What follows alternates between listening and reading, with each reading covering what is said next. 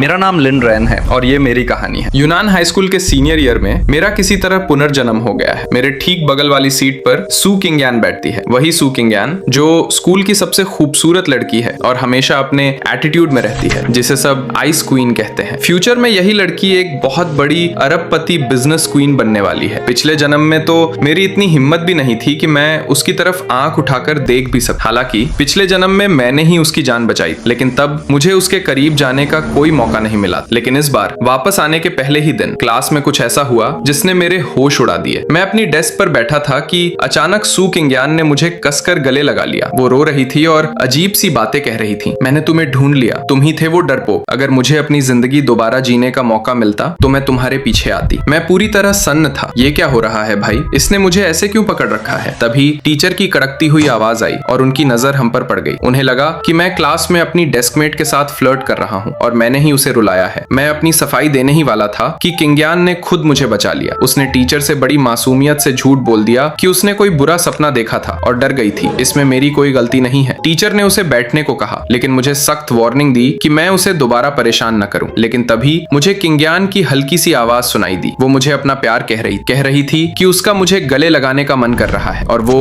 मुझे बहुत मिस कर रही थी। मैं समझ नहीं पा रहा था कि चल क्या रहा है, पर मेरा दिल पिघल रहा। इधर मेरे दोस्त मुझे चढ़ाने लगे कि मैंने कैंपस की सबसे हॉट लड़की को सेट कर लिया है। मेरा एक दोस्त मुझे समझाने लगा कि माना वो स्कूल की सबसे खूबसूरत लड़की है और मैं खुद को उसके लायक नहीं समझता, पर मैं उसका डेस्कमेट हूँ तो मेरे पास सबसे अच्छा चांस है। उसने मुझे ताना भी मारा कि उस मतलबी शैन लिंगशान के पीछे दुम हिलाते हुए घूमने से तो लाख गुना अच्छा है कि मैं किंगयान को इम्प्रेस करूं। तभी मेरी जिंदगी का वो पुराना सिरदर्द क्लास में आ थमका। शैन लिंगशान और कियान वो हमेशा की तरह मुझे अपना नौकर समझकर ऑर्डर देने लगी कि मैं दूर वाले स्टोर से उनके लिए आइसक्रीम लेकर आऊं, वो भी तब जब ब्रेक खत्म होने में सिर्फ 7 मिनट बचे। वो जानबूझकर मुझे नीचा दिखा रही थी कि अगर मेरे बस की बात नहीं है तो मुझे बोलना नहीं चाहिए, पर वो नहीं जानती थी कि इस जन्म में मैं वो पुराना लिन रैन नहीं हूँ। मैंने उन्हें साफ मना कर दिया कि अगर उनके हाथ पैर ठीक हैं तो खुद जाकर ले आएं। वो अपने नाजुक होने का नाटक करने लगी। शेन लिंगशान ने मुझे लालच दिया कि अगर मैं आइसक्रीम ले आया तो वो आज मेरे साथ लंच करेगी। मेरे दिमाग में बस एक ही बात चल रही थी, पिछले जन्म में क्या मेरी कम वाट लगी थी जो मैं दोबारा इनका पालतू कुत्ता बनूं। मैंने उसे बिल्कुल भाव नहीं दिया। जब मेरा ये एटीट्यूड देखकर शेन लिंगशान तिलमिला गई तो वो मुझे सरेआम ब्लैकमेल करने पर उतर आई। उसने सबके सामने धमकी दी कि अगर मैं आइसक्रीम लाने नहीं गया तो हमारे बीच हाथ पकड़ने वाली जो डील हुई थी वो हमेशा के लिए कैंसिल हो जाएगी और मुझे कभी मौका नहीं मिलेगा। ये सुनकर मेरे तो होश ही उड़ गए, क्योंकि सच तो ये था कि हमने पहले कभी एक दूसरे का हाथ पकड़ा ही नहीं था। शेन लिंगशान अपनी अकड़ में बोली जा रही। उसे लग रहा था कि मैं डर गया हूँ। उसने ताना मारा कि अब बहुत देर हो चुकी है, इस जन्म में तो मैं उसका हाथ पकड़ने का सपना भूल ही जाऊं। मैंने भी साफ कह दिया, चिंता मत करो, मैं पक्का नहीं पकड़ूंगा। मेरी बात सुनकर वो तिलमिला गई और बोली कि डील पक्की रही, जिंदगी भर हम हाथ नहीं पकड़ेंगे। मुझे समझ नहीं आ रहा था कि क्या इस लड़की को इंसानों की भाषा समझ नहीं आती। क्लास के बाकी लड़के भी मुझे बेचारा समझ रहे थे। उन्हें लग रहा था कि स्कूल की सबसे खूबसूरत लड़की शेन के मना करने से मेरा दिल टूट गया है, इसीलिए मैं ऐसी पागलों वाली बातें कर रहा हूँ। पर तभी एक ऐसा धमाका हुआ जिसकी किसी ने उम्मीद नहीं की थी। मेरी डेस्कमेट और स्कूल की टॉप ब्यूटी सू किंगयान अचानक मेरे सपोर्ट में खड़ी हो गई। उसने उन लड़कियों को टोकते हुए कहा कि क्या उन्हें सीधी सी बात समझ नहीं आती। शेन ने उसे हल्के में लेते हुए कहा, तुम तो बस इसके बगल में बैठती हो, तुम्हारा इससे क्या रिश्ता है। किंगयान ने जो जवाब दिया उसने पूरी क्लास के होश उड़ा दिए। उसने कहा, हम दोनों बहुत अच्छे दोस्त हैं और ऐसे दोस्त जो शायद किसी दिन एक दूसरे का हाथ भी पकड़ लें। उसने शेन की बोलती बंद करते हुए मुझे भी सुनाया कि अगली बार अपनी आंखें खुली रखना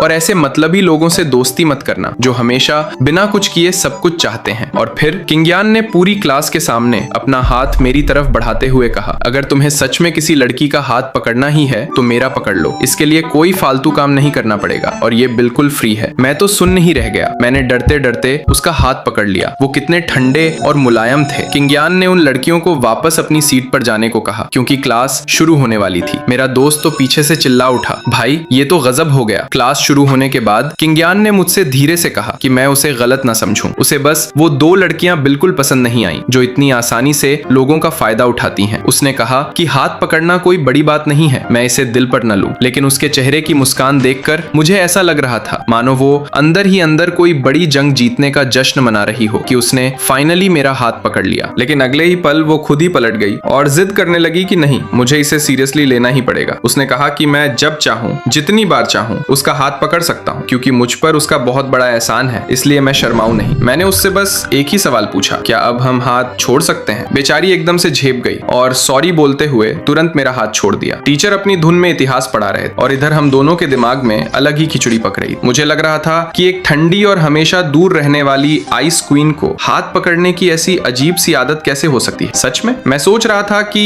कहीं ऐसा तो नहीं कि मेरी तरह उसका भी पुनर्जन्म हुआ हो, लेकिन फिर मैंने सोचा छोड़ो यार, वो लोग कोई दोबारा जिंदा होकर थोड़ी आए हैं। लेकिन फिर भी मुझे ऐसा क्यों लग रहा था कि मेरे साथ कोई खेल खेला जा रहा है। जैसे ही क्लास खत्म हुई, मेरा दोस्त उछलता हुआ मेरे पास आया। वो खुशी से पागल हो रहा था कि आज तो मेरी किस्मत चमक गई है। स्कूल की सबसे खूबसूरत लड़की ने मुझे गले भी लगाया और खुद से मेरा हाथ भी पकड़ा। उसने बड़े जोश में कहा कि आज खाने का बिल वो देगा। मेरे पास हफ्ते के खर्चे के लिए सिर्फ 100 रुपए थे, तो मैंने भी सोचा कि चलो पैसे बच जाएंगे। पर जैसे ही उसे पता चला कि किंग्यान भी हमारे साथ है, वो अपनी बात से पलट गया। अचानक से उसे याद आ गया कि उसके घर पर कुछ बहुत जरूरी काम आ गया है, जैसे कि उसकी मम्मी का दूसरा बच्चा होने वाला है। क्या बकवास बहाना था। मुझे बीच मझधार में फंसाकर वो गिरगिट वहां से रफू चक्कर हो गया। खैर, हम दोनों खाने के लिए निकल पड़े। ये बच्चे भी अजीब हैं। क्लास में जाने के लिए हमेशा लेट होते हैं, लेकिन खाने के मामले में इनसे ज्यादा फुर्तीला कोई नहीं होता। पूरी क्लास और स्कूल के सामने स्कूल की टॉप ब्यूटी के साथ कैफेटेरिया जाना, भाई ये कोई छोटी बात नहीं थी। मुझे तो लग रहा था कि कल सुबह तक स्कूल के all boys assassination leader board पर मेरा नाम सबसे ऊपर होगा। हमने स्कूल के गेट के पास ही खाने का सोचा। वहां मेन्यू देखकर मेरे पसीने छूट गए। शिमला मिर्च और पोर्क राइस बोल 6 रुपए, आलू बीफ राइस बोल 8 रुपए और चिकन चॉप वाला राइस 9 रुपए। बहुत महंगा था यार। मेरे पास पूरे हफ्ते के लिए सिर्फ 100 रुपए होते थे, मतलब एक दिन के खर्च के लिए सिर्फ 20 रुपए। जिंदगी के लिए इतनी मेहनत कर रहा हूँ, मेरा शरीर तो जवान हो गया है, पर मेरा बटुआ अभी से रो रहा था। किंग्यान ने अपने लिए मटन और राइस ऑर्डर किया और मुझसे पूछा कि मैं क्या लूंगा। मैंने धीरे से कहा, भैया मुझे एक टमाटर और अंडे वाला राइस बोल दे दो। वो मेन्यू में सबसे सस्ता था, सिर्फ 5 रुपए का। मेरी बात सुनकर किंग्यान हैरान रह गई। वो बोली, सिर्फ वेज? तुम मीट नहीं खाते? तुम्हारी उम्र के लड़कों की अभी ग्रोथ हो रही है, सिर्फ सब्जियां खाने से काम नहीं चलेगा। मैंने बहाना बनाया कि मुझे मीट से एलर्जी है, खासकर महंगे वाले मीट से, पर वो कहाँ मानने वाली थी। उसने दुकान वाले भैया से कहा, इनकी बकवास मत सुनिए, इन्हें एक बीफ और आलू वाला राइस बोल दे दीजिए और साथ में 2 ठंडी प्लम जूस की बोतलें भी। वो मुझे डांटते हुए बोली कि मुझे पढ़ाई के लिए एनर्जी चाहिए, इसलिए मुझे ज्यादा मीट खाना चाहिए। मैंने मजाक में कहा, तुम्हारे पैसे नहीं लग रहे हैं ना, इसलिए तुम्हें कोई फर्क नहीं पड़ रहा। तभी उसने एक ऐसा बम फोड़ा कि मैं सुन्न रह गया। वो बोली, तुम अपने हफ्ते के खर्चे का आधे से ज्यादा हिस्सा तो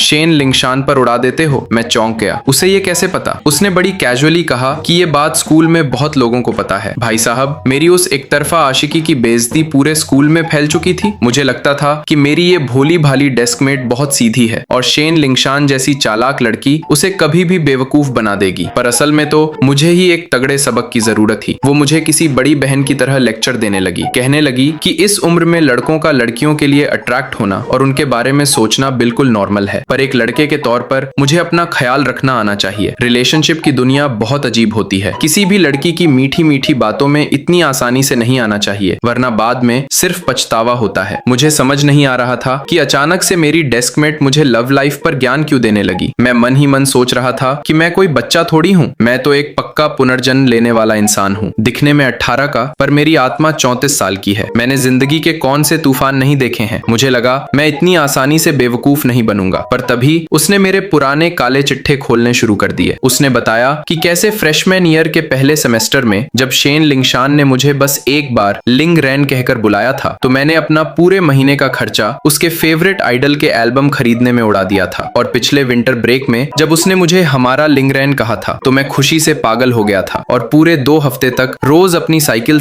से उसके लिए ब्रेकफास्ट लेकर जाता था। वो एक एक बात ऐसे बता रही थी जैसे उसने मेरी पर्सनल डायरी पढ़ ली हो, और ये कोई मजाक नहीं था, सच में मेरी पूरी डायरी पढ़ी जा चुकी। अब मुझे यकीन हो गया था कि हाई स्कूल के इन 3 सालों में मैं सच में एक नंबर का सिम्प था, जिसका सरेआम मजाक बन चुका था। Double social suicide. मैं पूरी तरह हार मान चुका था। मैं मन ही मन सोच रहा था कि काश मैं अपने इस रीस्टार्ट बटन को 2 साल और पीछे सेट कर पाता, ताकि ये सारी शर्मनाक यादें ही मिटा सकूं। मैंने उससे बस इतना वादा लिया कि वो मेरी पर्सनल चीजें ऐसे ही किसी और के सामने सामने नहीं खोलेगी। वो मुझे समझाती रही कि मुझे वैसी लड़कियों से दूर रहना चाहिए। उसने कहा कि मेरी उम्र में मुझे सिर्फ अपनी पढ़ाई पर फोकस करना चाहिए ताकि एक अच्छे कॉलेज में एडमिशन मिल सके। मैंने भी सिर हिलाते हुए कहा, तुम बिल्कुल सही कह रही हो। उसने शर्त रखी कि अगर शेन लिंगशान मेरे पास दोबारा आए तो मैं उसे इग्नोर कर दूंगा। मैंने कहा ठीक है। फिर वो बोली कि अगर कोई और लड़की मेरे साथ टाइम स्पेंड करना चाहे तो मुझे उसे ना कहना सीखना होगा। मैंने कहा बिल्कुल। और आखिर में उसने बड़ी चालाकी से कहा, और अगर कभी मेरे जैसी कोई लड़की तुम्हें खाने पर बुलाए तो तुम्हें उसे भी सख्ती से मना कर देना चाहिए। और मैं उसकी बातों में इतना खोया हुआ था कि मैंने बिना सोचे समझे कह दिया, समझ गया। लेकिन अगले ही पल मुझे रियलाइज हुआ कि मैंने क्या कह दिया। मैंने तुरंत कहा, अरे रुको, तुम्हारी क्लास की कोई लड़की मुझे क्यों बुलाएगी, और अगर बुला भी ले तो मैं मना क्यों करूं, और तुम मुझे ज्ञान क्यों दे रही हो, तुम तो बस मेरी डेस्कमेट हो। उसने बड़ी चालाकी से जवाब दिया कि वो क्लास मॉनिटर है, इसलिए उसका फर्ज बनता है कि वो सब पर नजर रखे, और जहां तक साथ खाने की बात है तो वो डेस्कमेट्स के बीच नॉर्मल है। मैं मन ही मन सोच रहा था कि ये कौन सा कानून है। खैर, स्कूल की सबसे खूबसूरत लड़की के साथ खाना खाने में क्या बुराई है। पिछले जन्म में तो मैं एक बेवकूफ था, पर इस जन्म में मेरे पास एक 34 साल के मैच्योर आदमी का दिमाग है। अगर ये आइस क्वीन मेरे साथ कोई चालाकी करेगी तो मैं उसे तुरंत पकड़ लूंगा। मुझे कोई बेवकूफ नहीं बना सकता। मैंने उससे पूछा, तो तुम मुझे कैसे शुक्रिया कहना चाहती हो। उसने कहा, मुझे दीदी कहकर बुलाओ। बिल्कुल नहीं, मैंने साफ मना कर दिया। मैं किसी भी कीमत पर उसे दीदी नहीं बुलाने वाला था। मैंने हार मानकर कहा, मैं इस खाने का बिल दे दूंगा। वो मुस्कुराई और बोली, गुड बॉय। बिल देते वक्त मुझे अचानक महसूस हुआ कि उसने छुपके से मेरे बालों में हाथ फेरा था। मैं हैरान रह गया। वो मेरी डेस्कमेट है, पर उसने ऐसा क्यों किया। वो बाहर मेरा इंतजार करने के लिए कहकर चली गई। बाहर शेन लिंगशान खड़ी थी। उसने मुझे देखते ही कहा कि अगर मैं माफी मांगना चाहता हूँ तो सिर्फ एक दो गिफ्ट से काम नहीं चलेगा। मुझे समझ नहीं आ रहा था कि वो अचानक यहाँ से कहाँ टपक पड़ी। मैंने उसे इग्नोर करते हुए कहा, माफी? मैं तो बस अपनी डेस्कमेट का इंतजार कर रहा था। शेन को लगा कि मैं उसे जलाने के लिए सू किंगयान का नाम ले रहा हूँ। वो कहने लगी कि मैं ये सब नाटक कर रहा हूँ और वो मेरी इन बचकानी हरकतों में नहीं आने वाली। मुझे उसकी बातें सुनकर पुरानी बातें याद आ गईं, जब किंगयान ने मुझे बताया था कि मैं कैसे शेन के पीछे पागल था। किंगयान सही कह रही थी, ऐसी लड़कियों के साथ रहने से सिर्फ बर्बादी होती है। मैंने शेन से कहा, हो गई तुम्हारी बात? अगर हाँ तो जाओ यहाँ से, मुझे किसी का इंतजार है। शेन गुस्से से लाल हो गई। उसने कहा कि ये मेरी आखिरी गलती है। अगर मैंने माफी नहीं मांगी तो वो कभी मेरा हाथ नहीं पकड़ेगी और मुझसे बात भी नहीं करेगी। उसने कहा कि हम दोनों के बीच सब खत्म। मैंने भी कैजुअली कह दिया, ठीक है। वो भड़क उठी, इसका क्या मतलब है? मैंने कहा, इसका वही मतलब है जो मैंने कहा। मेरी डेस्कमेट ने मुझे समझाया है कि मुझे पढ़ाई पर ध्यान देना चाहिए और तुम्हारे जैसी मतलबी लड़कियों से दूर रहना चाहिए। शेन को यकीन नहीं हो रहा था। वो चिल्लाई, तुम्हारी डेस्कमेट ने ऐसा कहा? मैं मतलबी हूँ? तुम ऐसा कैसे कह सकते हो? तभी सू किंगयान बाहर आई। शेन ने किंगयान से कहा, किंगयान, तुम्हें पता है ये मेरे बारे में क्या कह रहा है? मैंने बीच में टोकते हुए कहा, मैंने नहीं, मेरी डेस्कमेट ने कहा है। शेन ने मुझसे कहा कि मैं अपनी डेस्कमेट की बातों में ना आऊं। मैंने जवाब दिया, मैं तुम्हारी बातें क्यों सुनूं? शेन गुस्से से पैर पटकते हुए चली गई। लिंड्रेन, याद रखना, मैं तुम्हें कभी माफ नहीं करूंगी। अगले हफ्ते मॉक एग्जाम होने वाले थे। हमारे टीचर ओल्ड लियू का गुस्सा 7वें आसमान पर था, क्योंकि पिछली बार हमारी क्लास का एवरेज बहुत गिर गया था। उन्होंने मुझे खड़ा किया और सबके सामने मेरी बेइज्जती की। मेरे मार्क्स बहुत कम थे। मैथ्स में 71, चाइनीज में 82, इंग्लिश में 74 और बाकी सब्जेक्ट्स में भी फेल। मैं 49 बच्चों की क्लास में 44वें नंबर पर था। उन्होंने मुझे अल्टीमेटम दिया कि इस बार मुझे कम से कम 20 पॉइंट्स बढ़ाने ही होंगे, चाहे मैं कैसे भी करूं। क्लास के कुछ लड़कों ने मेरा मजाक उड़ाते हुए कहा कि मैं पढ़ाई की बजाय लड़कियों के पीछे भागने में ज्यादा बिजी रहता हूं। मैंने भी तय कर लिया कि मैं किसी की मदद नहीं लूंगा और खुद पढ़कर अपने मार्क्स 200 पॉइंट्स तक बढ़ाऊंगा। मेरे इतना कहते ही सब हंसने लगे। उन्होंने कहा कि मैं 2 पॉइंट्स भी नहीं बढ़ा सकता। 200 तो बहुत दूर की बात है। मुझे लगा कि मैं अकेले ही सब हैंडल कर लूंगा, लेकिन तभी सू किंगयान ने कहा, मैं लिंड्रेन की मदद करूंगी। सब हैरान रह गए। टीचर ने भी कहा कि किंगयान को अपनी पढ़ाई पर ध्यान देना चाहिए, मैं उसका टाइम वेस्ट करूंगा। पर किंगयान ने कहा कि क्लास मॉनिटर होने के नाते ये उसका फर्ज है और मुझे पढ़ाने से उसके खुद के कॉन्सेप्ट्स भी क्लियर होंगे। टीचर मान गए और उन्होंने मुझे सख्त हिदायत दी कि मैं किंगयान की मदद लूं और पढ़ाई पर ध्यान दूं। मैंने किंगयान से कहा कि मुझे उसकी मदद की जरूरत नहीं है, पर उसने कहा कि वो सिर्फ अपना फर्ज निभा रही है। लंच के टाइम मेरे दोस्त को यकीन नहीं हो रहा था कि स्कूल की सबसे खूबसूरत लड़की मुझे पढ़ाने के लिए तैयार हो गई। उसने कहा कि इसके लिए तो फेल होना भी मंजूर है। मैंने उसे कहा कि मैं फेल नहीं होऊंगा, बल्कि 200 पॉइंट्स बढ़ाऊंगा। उसने मेरे साथ शर्त लगाई कि अगर मैं 200 पॉइंट्स ले आया तो वो हार मान लेगा, लेकिन अगर मैं हार गया तो मुझे उसे बताना होगा कि मैंने सू किंगयान को कैसे इंप्रेस किया। इधर किंगयान की दोस्त उससे पूछ रही थी कि उसने मुझे पढ़ाने का फैसला क्यों किया। उसने कहा कि शायद किंगयान को मुझ पर तरस आ गया होगा, क्योंकि उसके जैसी लड़की का मेरे जैसे लूजर को पसंद करना तो नामुमकिन है। किंगयान ने अपनी दोस्त की बात को बड़ी आसानी से टाल दिया, जैसे ये सब बस एक इत्तेफाक हो। उसने मन ही मन सोचा कि अभी तक हमारी कोई ऑफिशियल अनाउंसमेंट तो हुई नहीं है, तो क्यों ना पहले अपने इस प्यारे से डेस्कमेट के साथ थोड़ा मजा लिया जाए। पर सच कहूं तो उसकी दोस्त भी किंगयान से मेरे ही बारे में बात कर रही। वो कह रही थी कि आज मैं काफी हैंडसम लग रहा था, एकदम क्यूट, छोटे भाई जैसी वाइब और शर्मीले नेचर वाला, जो देखने में काफी अच्छा लगता है। उसकी दोस्त ने तो यहाँ तक कह दिया, किंगयान अगर तुम्हें सच में इसमें कोई इंटरेस्ट नहीं है तो क्या मैं कभी ट्राई करूं? मुझे इस टाइप के लड़के पसंद हैं। लेकिन किंगयान ने उसे तुरंत टोकते हुए कहा, सेकंड मॉक एग्जाम सिर पर है, चुपचाप पढ़ाई पर ध्यान दो और ये दिन में सपने देखना बंद करो। फिर किंगयान मेरी तरफ घूमी और पूरे कॉन्फिडेंस से बोली, तैयार हो जाओ, बताओ सबसे पहले किस सब्जेक्ट से शुरुआत करनी है? मैं अभी भी अपनी उसी जिद पर अड़ा था। मैंने धीरे से कहा, शायद इसे रहने ही देते हैं, मैं खुद ही पढ़ लूंगा। मेरी बात सुनकर उसने अपनी भौहें सिकोड़ी और एक चैलेंजिंग अंदाज में बोली, अच्छा तुम्हें लगता है कि तुम्हें मेरी मदद की जरूरत नहीं है? ये शियान की हाई स्कूल का इंग्लिश टेस्ट पेपर है, जरा इसका क्लोज सेक्शन सॉल्व करके दिखाओ। अगर तुमने टोटल 8 से कम गलतियां की तो मैं मान लूंगी कि तुम सच में अकेले पढ़ाई हैंडल कर सकते हो। मैंने भी पूरे एटीट्यूड के साथ कह दिया, ठीक है लाओ पेपर। इधर मैं पेपर सॉल्व करने बैठा था और उधर किंगयान मन ही मन मुस्कुरा रही। वो सोच रही थी, ये टेस्ट पेपर बहुत मुश्किल है, ये पक्का आधे से ज्यादा जवाब गलत करेगा और फिर हम आराम से आमने सामने बैठकर स्टेप बाय स्टेप इस पेपर को सॉल्व करेंगे। उसे क्या पता था कि इस जन्म में मैं कोई बेवकूफ नहीं